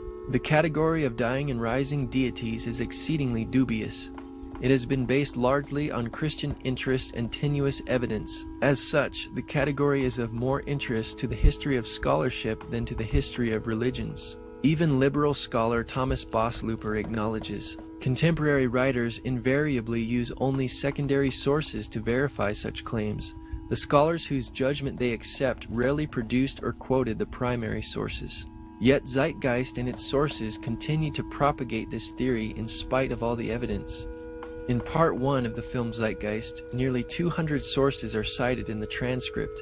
Yet many of these sources are used more than once, and none of them predate Christianity. For example, D.M. Murdoch, who also goes by the pen name Acharya S., is cited 29 times, and Gerald Massey is cited 30 times. The Bible is cited 22 times, almost always with erroneous conclusions. In fact, when the transcript for this film is examined in further detail, we see that less than 25% of these sources are original. Like the French Enlightenment thinkers, Sir James Frazer, cited 4 times in Zeitgeist, wrote The Golden Bough in 1890 when these mystery religions were still mysteries. It is from his work and others that Gerald Massey and Acharya S. get much of their information. However, Frazer's pioneering work has come under criticism by more recent scholars. When the newly accumulated archaeological and textual evidence is consulted, his ideas are no longer valid. Professor of History at Miami University, Dr. Edwin Yamauchi stated, "On the popular level, Sir James Frazer gathered a mass of parallels in his multi-volume work called The Golden Bough, which was published in 1906. He discussed Osiris of Egypt, Adonis of Syria, Attis of Asia Minor, and Tammuz of Mesopotamia, and concluded that there was a common rising and dying fertility god. Unfortunately, much of his work was based on a misreading of evidence." In 1970, John Allegro, another of Zeitgeist sources, wrote a book entitled The Sacred Mushroom and the Cross. He proposes that the earliest Christians were actually a secret cult group that used hallucinogenic mushrooms and utilized the name Jesus as a code word to avoid letting outsiders know about their secret activities. Allegro was criticized immediately by almost every major historical scholar. The Times newspaper of London printed a letter signed by 15 scholars in the Semitic languages who dismissed his conclusions, stating that it was not based on any philological or other evidence that they can regard as scholarly. And what about this amulet of Dionysus as a crucified figure pictured and dated 500 BC in Zeitgeist? Timothy Freak and Peter Gandy, cited 7 times in the film, feature a picture of the amulet on the cover of their book, The Jesus Mysteries. The Zeitgeist claim that this amulet dates back to 500 BC is a lie. Actually, the amulet dates centuries after the 1st century AD, after the establishment of Christianity. One researcher, James Hannam, documented, "Although it features on the cover of the Jesus Mysteries, Timothy Freak and Peter Gandy are actually quite circumspect about the amulet in the text. I emailed them to ask in which book they had found it. Peter Gandy kindly replied that it was in the 2nd edition of Guthrie's Orpheus and the Greek Religion, as well as R. Eisler's Orpheus the Fisher, first published in 1920. Oddly enough, it isn't in the appendix of either of these books. On my next visit to London, I looked both these books up at the Warburg Institute and found the note in Guthrie's work that the amulet was believed to be a fake. In subsequent email correspondence through an intermediary, Peter Gandy eventually came clean. I will quote in full. "I have to admit that James Hannam is correct. Kern's comment is indeed in Guthrie's book. In sum, not only is the amulet shown in the film Zeitgeist and on the cover of the Jesus Mysteries a fake, but at least one author of the book knew it was a fake and kept quiet about it until now. This displays the dishonesty of Zeitgeist's Freak and Gandy, discrediting their researching abilities." First, let me say something about Freak and Gandy's book. I do not recommend that book. I would prefer that no one ever read it. It's only marginally better than Percy Graves' work. Their research is on key parts, it's shoddy, and their source citations minimal, problematic. There's no way to know when they've gotten something right or wrong without redoing all their research, which makes their book useless. And that's the same complaint I had against Graves' book. To figure out what's in there that's even correct, you have to completely redo the whole work, and why even read the book if you're just going to do all the work yourself anyway. Edward Carpenter is cited 8 times, but is hardly a qualified expert in our current inquiry, but was a socialist poet, philosopher, and early gay activist in the late 1800s. Thomas Doane is cited 19 times in Zeitgeist for his work Bible Myths and Parallels in Other Religions. One researcher responds, in chapter 28, page 282 of Doane's book, he asserts the things you mention about the parallels between Jesus and Krishna, or Krishna, as he spells it. He gives the appearance of documenting his assertions about Krishna being crucified and resurrected, for example, in extensive footnotes. But when you check out the footnotes, each one refers not to an original document for its basis, but to another chapter in the same book. In the case of the critical for Christian's assertion, the Resurrection, chapter 23, he then documents his statements about Krishna on page 215 in yet another footnote, this time again not to original documents of any kind, but to other scholars' books, Higgins' Anacalypsis and Asiatic Researches. I was able to find the Asiatic Researches and could only find one sentence there in which the author unknown simply referred, almost as a passing thought, to Krishna having died and returned to his heavenly seat. What kind of argument, much less evidence or proof, is that? Clearly, Doan is making wild and imaginative assertions here. Acharya S., author of The Christ Conspiracy, was the consultant for Zeitgeist. However, when one examines Acharya's bibliographical material, it is proven to be a ripoff from the material from earlier authors cited in the Zeitgeist transcript. Some of Acharya's most cited material comes from The World's 16 Crucified Saviors by Kersey Graves.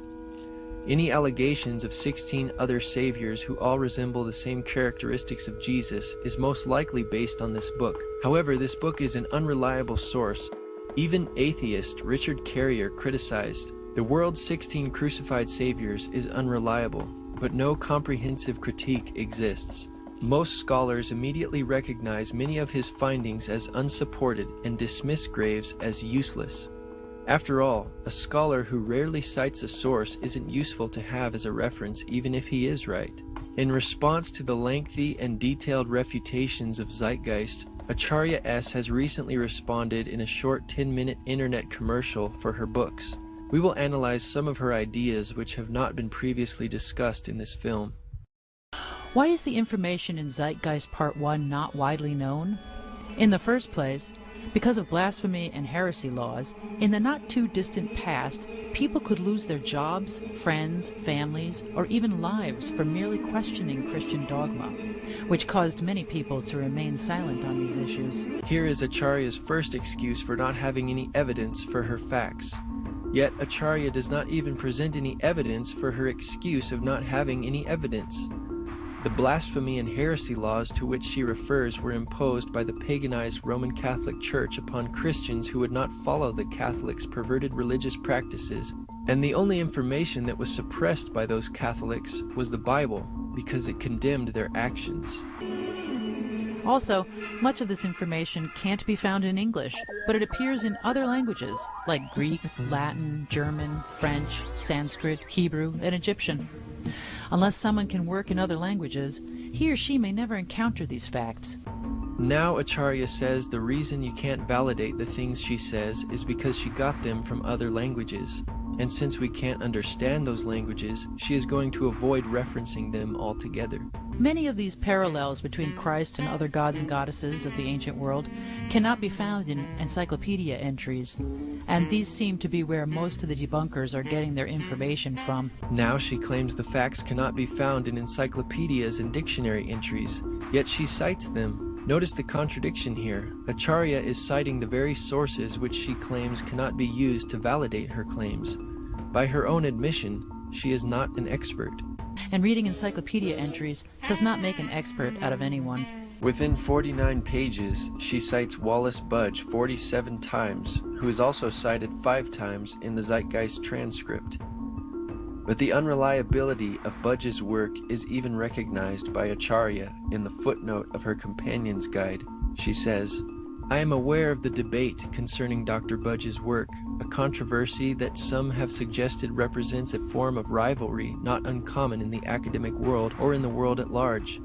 I personally have found nothing egregious about his discussion of the Egyptian religion in English, although I cannot vouch for everything in his hieroglyphic dictionaries, for instance, which are considered outdated in their system of transliterations, but which nevertheless appear to be sound overall."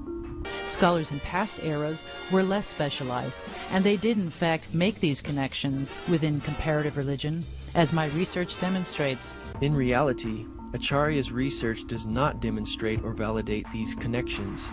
Even critical, non-Christian scholars have rejected Acharya S.'s research, among whom is Dr. Bob Price, who said, "She is quick to state as bald fact what turns out to be, once one chases down her sources, either wild speculation or complex inference from a chain of complicated data open to many interpretations." One of the most intriguing claims made repeatedly in these books is that among the mythical predecessors of Jesus as a crucified god were the Buddha, the blue-skinned Krishna, and Dionysus. Is there any basis to these claims, which Murdoch just drops like a ton of bricks?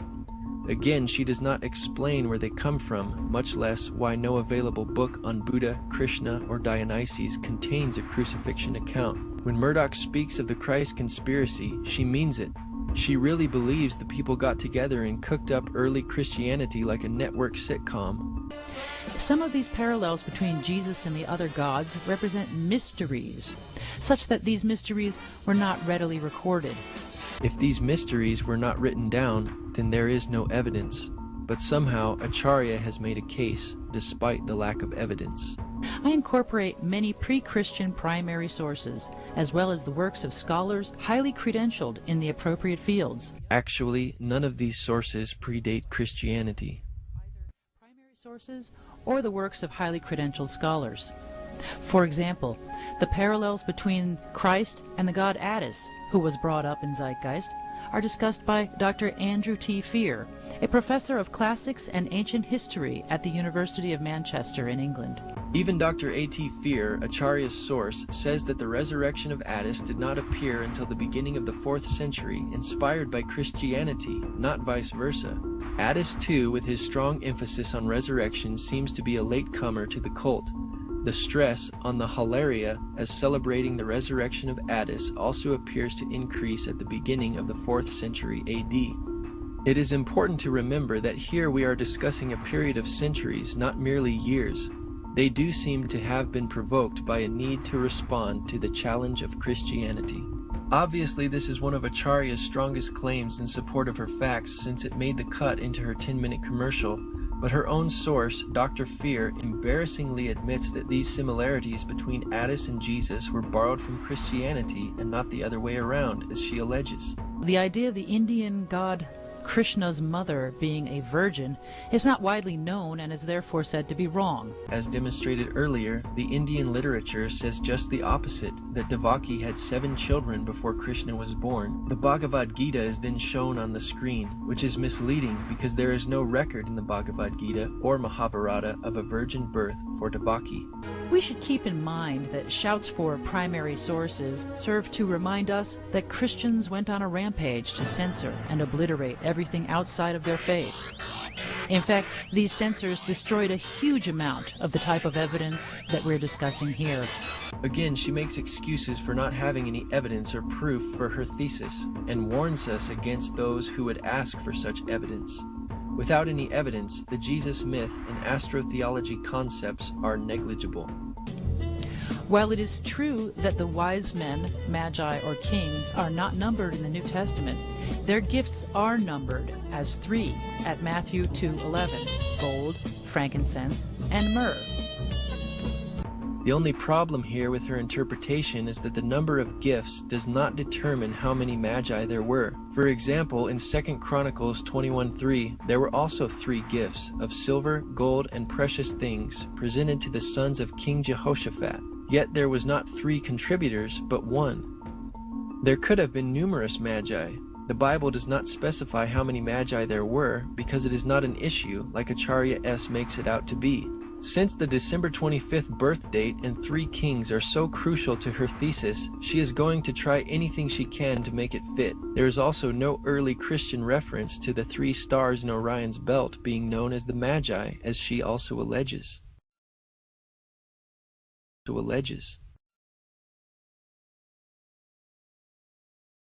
Next, we will demonstrate how the modern proponents of the Jesus myth theory and sources behind Zeitgeist and Acharya S.'s work are typically advocates of Freemasonry, Theosophy, and the New Age, which are all very similar belief systems whose goal, like that of the Zeitgeist movement, is the elimination of Christianity and a utopian society, or paradise, as presented in the Zeitgeist Addendum film.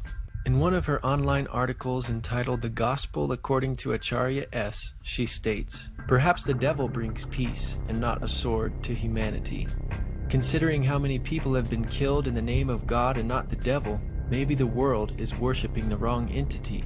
She also writes, "The devil is divine."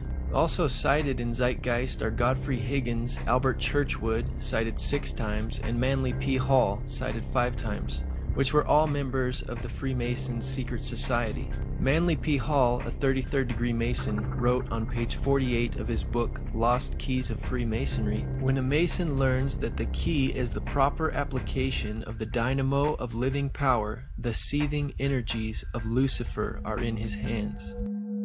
Lucifer is a name frequently given to Satan in Christian belief. The usage as reference to a fallen angel stems from a particular passage in the Bible, Isaiah chapter 14, that speaks of someone who is given the name of day star or morning star as fallen from heaven. In Latin, the word Lucifer is the name for the morning star, the planet Venus in its dawn appearance.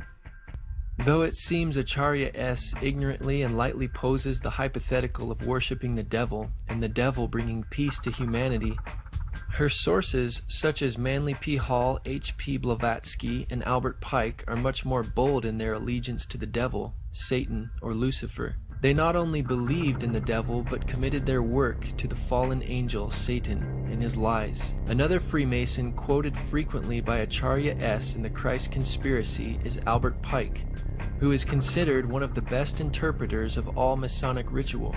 He held the highest office in Scottish Rite Masonry and rewrote all Scottish Rite rituals, which are practiced today.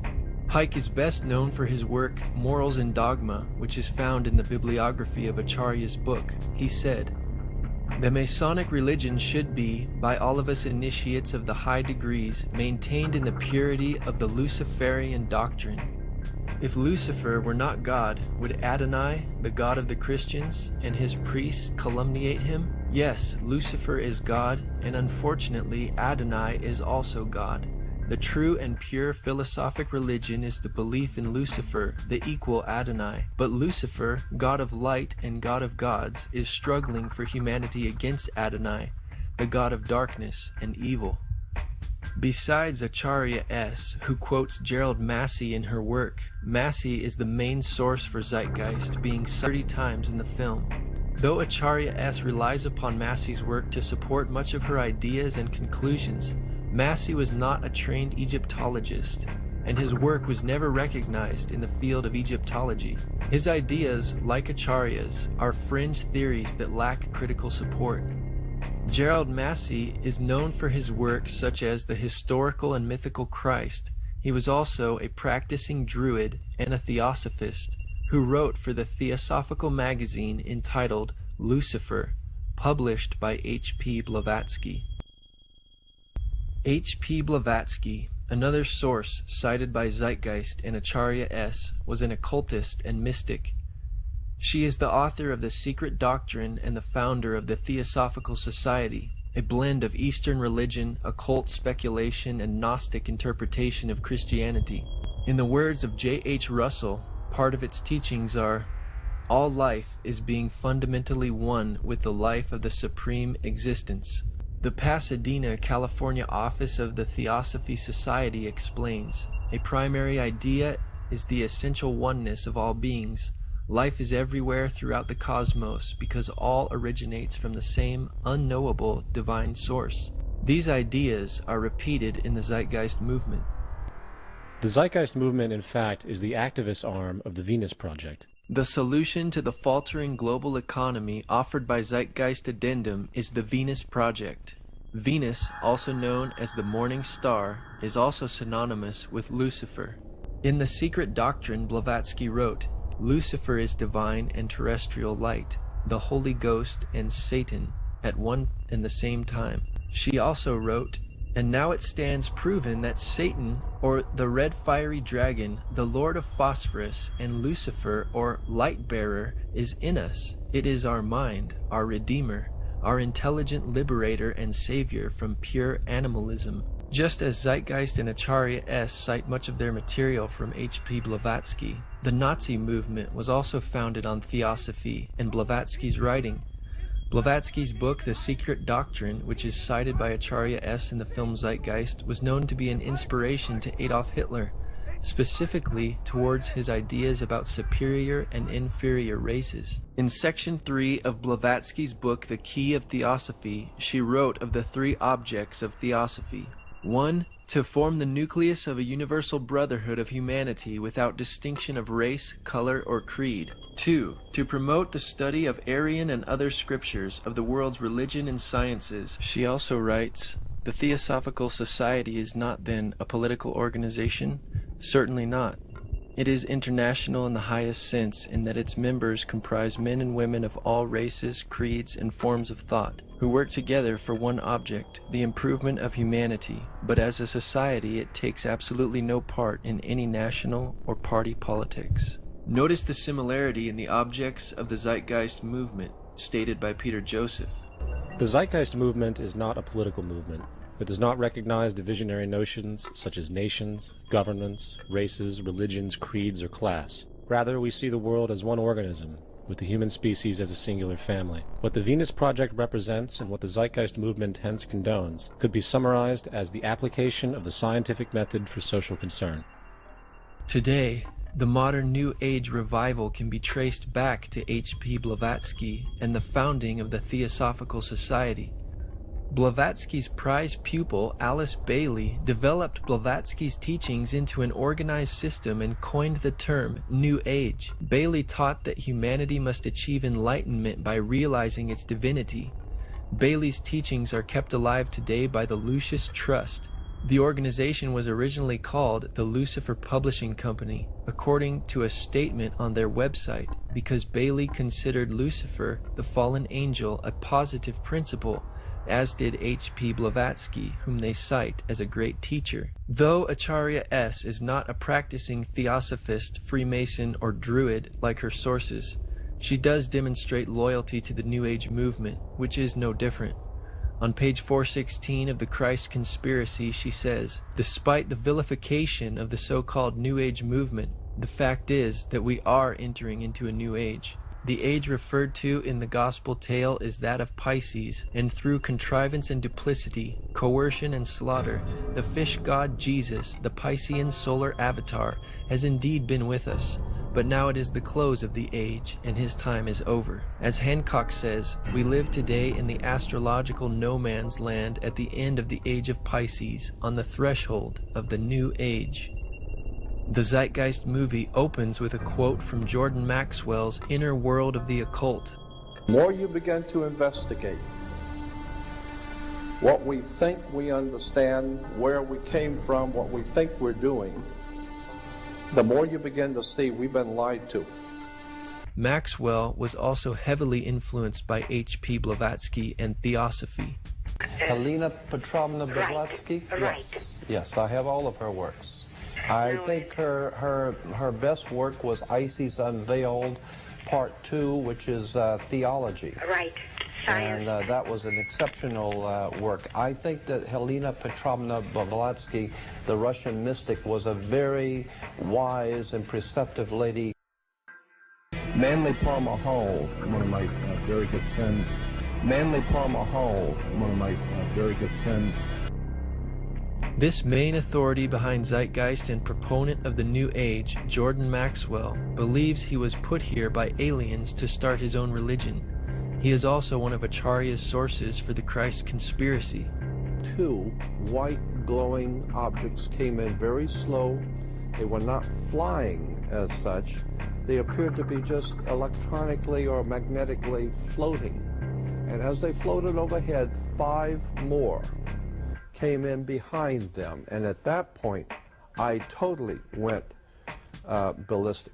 I decided to rent a convertible and drive back up to Area 51 by myself, and no one knew this, and go back out to where we had this experience by myself, which I did.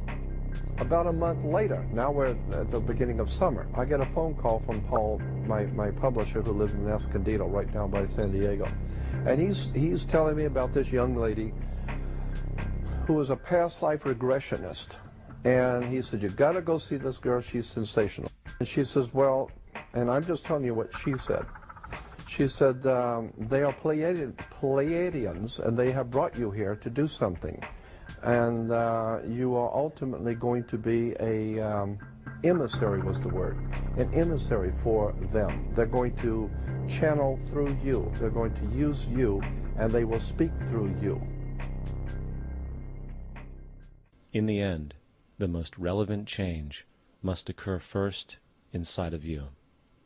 The real revolution is the revolution of consciousness, and each one of us first needs to eliminate the divisionary, materialistic noise we have been conditioned to think is true, while discovering, amplifying, and aligning with the signal coming from our true empirical oneness. It is up to you.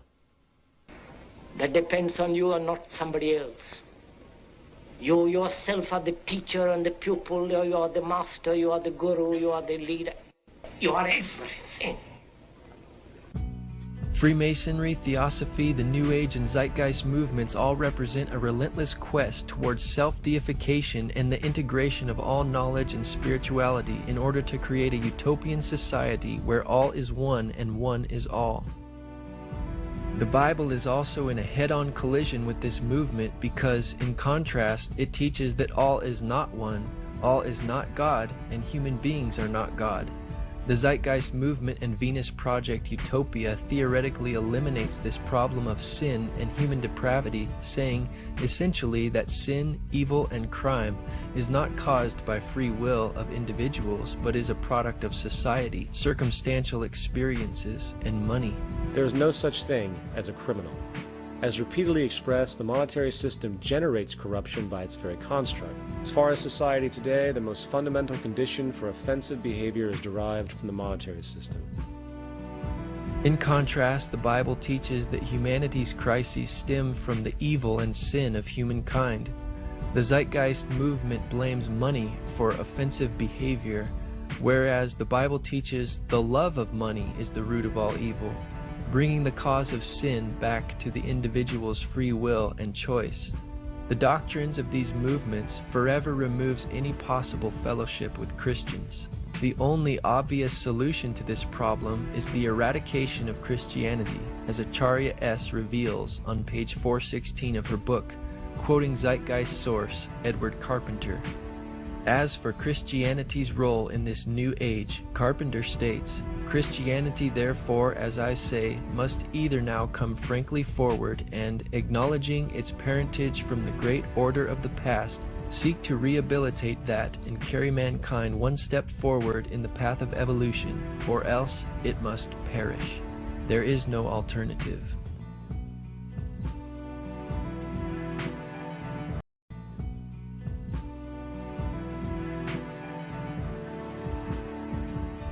The Apostle Paul cites the resurrection of Jesus from the dead and its subsequent effect upon all mankind as the proof that God exists, that Jesus is his Son, and that the redemption of all those who obey God and his word is assured by his personal triumph over the grave. Obviously, the Zeitgeist movement will label the resurrection another myth, as they do with Jesus' historical existence. A cardinal doctrine of the Christian faith is the death and resurrection of Christ. This notion is so important that the Bible itself states, "And if Christ be not risen, then is our preaching vain, and your faith is also vain." It is easy to take the previous verse from Paul's letter to the Corinthians out of context when it is not quoted in its entirety. Paul was making a point in rebuking those who said there was no resurrection, even though Jesus was resurrected. Paul said, "But now is Christ risen from the dead, and become the first fruits of them that slept." Yet it is very difficult to take this account literally, for not only is there no primary source denoting this supernatural event in secular history, awareness of the enormous number of pre-Christian saviors who also died and were resurrected immediately puts the story in mythological territory by association. Also claiming that there is no primary source denoting this supernatural event in secular history is inaccurate. Unlike Zeitgeist claims about the Jesus myth, the New Testament uses primary sources. The writers of the New Testament wrote as eyewitnesses from first-hand information. In addition to the non-biblical sources, the four Gospels are primary and authentic sources for the life of Jesus. Richard Bauckham, professor of the New Testament at University of St. Andrews, Scotland, wrote in his book Jesus and the Eyewitnesses, "The Gospels were written within living memory of the events they recount. Mark's Gospel was written well within the lifetime of many witnesses, while the other three canonical Gospels were written in the period when the living eyewitnesses were becoming scarce, exactly at the point in time when their testimony would perish with them were it not put in writing.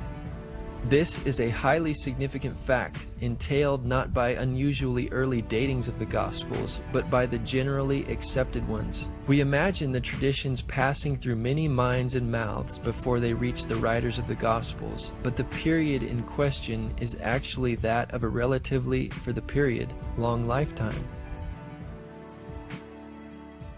Religious belief has caused more fragmentation and conflict than any other ideology. Christianity alone has 34,000 different subgroups.